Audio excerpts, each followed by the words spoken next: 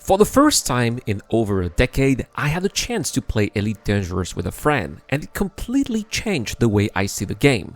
Let me explain. So, a little bit of history first. I've been playing Elite since the beta more than 11 years ago, but it's never been my main game. I've enjoyed it here and there, dipping in for some star hopping, a bit of space trucking, exploration, or the occasional ground skirmish. But I never fully committed, because other games always felt more compelling or entertaining. For me, Elite Dangerous was a kind of reliable friend, not glamorous but always there. When Star Citizen was too buggy or Starfield felt like it was stalling, I could count on Elite to give me something solid to do. That's why it's only recently that I finally crossed the 1 billion credit milestone. But playing it with a friend has completely changed that. Suddenly, the game feels alive in a way it never did before.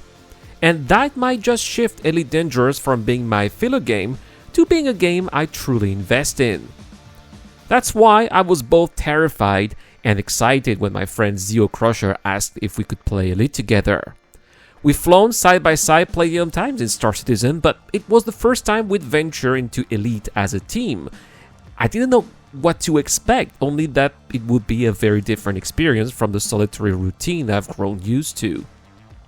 To kick things off, we decided on an activity that would get us used to working together, bounty hunting in an asteroid field.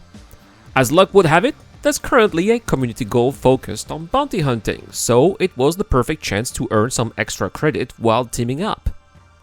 For the occasion, I brought out my combat-ready Imperial Cutter, freshly outfitted with a fighter bay capable of launching 2 fighters. The plan was simple here. My NPC pilot would handle the mothership, while Zio and I jumped into Taipans.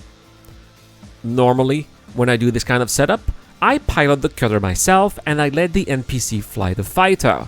The reason is simple here. In the fighter, I always feel a little lonely. It's a fragile ship and the AI doesn't properly cover me, so I usually don't last very long. But this time, it was completely different. Flying alongside a real wingmate meant that we could coordinate, share intel in real time, and jump in to help whenever one of us was in trouble. For the first time in Elite Dangerous, I felt a real sense of camaraderie. And it wasn't just fun, it was thrilling. We were cheering for each other's kills, celebrating our victories, and pushing through the chaos together. And on top of that, I finally got to enjoy true dogfighting in Elite Dangerous. At high speeds, the flying sensations are actually fantastic, something I have never fully experienced before in this game since I have mostly flown freighters. We were chasing targets, getting on their tails, setting up baits so the other could swoop in for the kill. It was awesome. The only thing missing was perhaps more players in our wing, but who knows, maybe that will come in another video. The other activity I really wanted to try was FPS Combat.